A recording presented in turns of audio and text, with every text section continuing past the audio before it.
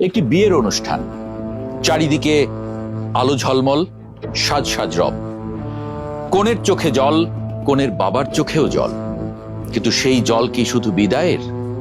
না, একজন বাবার চোখের কোণে জমে থাকা এই জল হলো একটি দীর্ঘস্থায়ী অক্ষমতার প্রকাশ। ২০ বছর ধরে যিনি তিল তিল করে জমিয়েছিলেন একটি স্বপ্ন।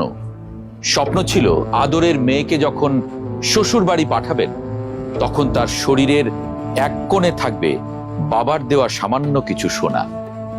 কিন্তু আজ যে গয়নাটি কিনেছেন, সেটি তার সেই ২০ বছরে তিল তিল করে জমানো সঞ্চয়ে শেষ করে দিয়েছে। সোনার দাম এত বেশি কেন?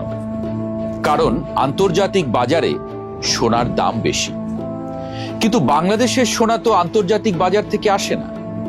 গত বছর মাত্র ২০ কেজি সোনা বিদেশ থেকে এসেছে, কিন্তু বছরের সোনা বিক্রি হয় ৫০ থেকে ৬০ টন।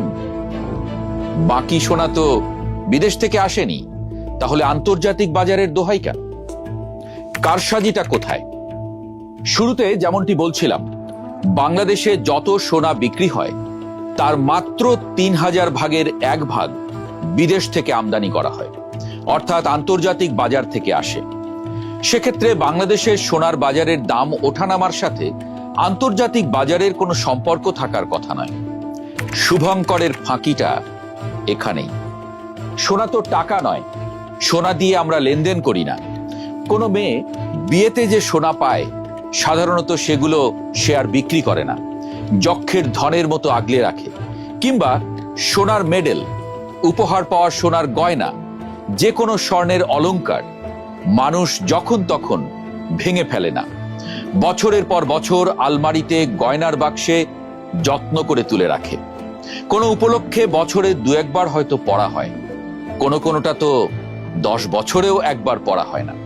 প্রতি বছর যত সোনা বিক্রি হয় তার খুব কম অংশই দোকানে ফিরে আসে। অঙ্কের হিসাবে তা শতকরা ৫ ভাগেরও কম। কাজেই যখন কারো বিয়ে হয়, তখন নতুন সোনার খোঁজ করতে হয়, নতুন করে সোনা কিনতে হয়। বাংলাদেশে প্রতি বছর প্রায় ৫০ থেকে ৬০ টন সোনা বিক্রি হয়। এত সোনা তাহলে কোত্থেকে আসে? আগেই বলেছি, আন্তর্জাতিক বাজার থেকে আসে না। না, ভুল বললাম, আন্তর্জাতিক বাজার থেকেই আসে, তবে বৈধ পথে আসে না। ২০২১ সালে সব মিলিয়ে মাত্র ২৫ কেজি সোনা আমদানি করা হয়েছে, অথচ ওই বছর এয়ারপোর্টে যাত্রীদের মাধ্যমে সোনা এসেছে ৫৪ টন। আরো কয়েক টন সোনা এসেছে সীমানা পেরিয়ে স্থলপথে, যাত্রীদের মাধ্যমেই। এই যাত্রীরা সবাই কি বরযাত্রী? কনের জন্য গয়না নিয়ে এসেছেন? না, তারা আসলে সোনা আনেন সোনা ব্যবসায়ীদের জন্যই, তবে একটু অন্যভাবে। বাংলাদেশের জুয়েলারি খাতের সংগঠন বাংলাদেশ জুয়েলারি সমিতি বা বাজুসের ডেটার দিকে তাকান। প্রতি ভরি সোনাতে আন্তর্জাতিক বাজার থেকে ২৫ থেকে ৩০,০০০ টাকা বেশি দাম দিতে হচ্ছে। কেন? আন্তর্জাতিক বাজারের সাথে সামঞ্জস্য রেখে দাম ওঠানামা হয় ঠিকই, কিন্তু দামের এত পার্থক্য কেন? কারণ চোরাচালান সিন্ডিকেট। বিদেশ থেকে বাংলাদেশে যত সোনা আসে তার প্রায় পুরোটাই আসে এই সিন্ডিকেটের মাধ্যমে। ব্যবসায়ীদের কাছে সোনাও পৌঁছান এই তারাই। বাজারের নিয়ন্ত্রণও তাদেরই হাতে। যে বাবা মেয়ের বিয়ের গয়না কিনছেন, তার পকেট থেকে প্রতি ভরিতে ২৫ থেকে ৩০,০০০ টাকা চলে যাচ্ছে ওই সিন্ডিকেটের পকেটে। অথেন্টিক ডেটা বলছে ২০২৫-২৬ অর্থ বছরে স্বর্ণ খাত থেকে সরকারের রাজস্ব খাতে এসেছে মাত্র ১৩৮ কোটি টাকা। কারণ ব্যবসায়ীরা বৈধ পথে সোনা আমদানি করছেন না, তারা এই সিন্ডিকেটের হাতে জিম্মি। ব্যবসায়ীরা কেন বৈধভাবে সোনা আনতে চান না? উত্তরটা সবাই জানে। প্রতিটি স্বর্ণের বার বা কাঁচামাল ছাড় করতে কাস্টমসের বিভিন্ন ডেস্কে ৪৫ দিন পর্যন্ত ঘুরতে হয়। অন্যদিকে চোরাচালানকারীদের জন্য কোনো কাস্টমস নেই, ৪৫ দিনের অপেক্ষা নেই। তারা রাতারাতি এয়ারপোর্টে বা সীমান্ত পেরিয়ে সোনা নিয়ে আসে। সরকারকে কোনো রাজস্বও দিতে হয় না। যে ৬০ টন সোনা দেশে আসে, তা যদি ব্যবসায়ীরা বৈধ পথে আমদানি করত, তাহলে সরকার কত রাজস্ব পেত জানেন? ৩৭,০০০ কোটি টাকা। হ্যাঁ, ঠিকই শুনেছেন, 37,000 কোটি টাকা। আর এখন সরকার কত পাচ্ছে? 138 কোটি টাকা। যেহেতু এলসি খুলে নিয়মতান্ত্রিক পথে সোনা আমদানি করা হচ্ছে না, এর ফলে এই বিপুল পরিমাণ রাজস্ব তো পাচ্ছেই না, উল্টো রিজার্ভ থেকে বৈদেশিক মুদ্রা পাচার হচ্ছে। আর সাধারণ ক্রেতা হিসেবে আমরা প্রতারিত হচ্ছি। প্রতি ভরিতে অতিরিক্ত 25 থেকে 30,000 টাকা করে দিতে হচ্ছে। আরেকটা প্রশ্ন নিশ্চয়ই আপনাদের মনে এসেছে, এই যে 60 টন সোনা কেনা হচ্ছে, এই টাকাটা কিভাবে যাচ্ছে? রাস্তাটা তো নিয়মের না, তাহলে অনিয়মেই হয়তো যাচ্ছে। আচ্ছা, টাকার পরিমাণটা কত? শুনলে অবাক হবেন না তো? 1 লাখ কোটি টাকা, $7.5 বিলিয়ন। এই টাকাটা কিভাবে যায়? সবই কি বৈধ পথে যায়? সবই কি বাংলাদেশি টাকায় যায়? না, একদম না। বেশিরভাগটাই যায় অবৈধ পথে। বাংলাদেশি টাকা যেমন যায়, তেমনি ডলারও যায়। একটা ডলার দেশে আনার জন্য আমাদের দেশের শ্রমিকরা প্রবাসে কতটা কষ্ট করছেন, আর বিলিয়ন বিলিয়ন ডলার চলে যাচ্ছে অনিয়মের মাধ্যমে সোনা আমদানির জন্য। কোনো হিসাব নেই। দুটি সাধারণ সিদ্ধান্ত পুরো সিস্টেমটা কিন্তু বদলে দিতে পারে। এক, ট্যাক্সের হার কমানো।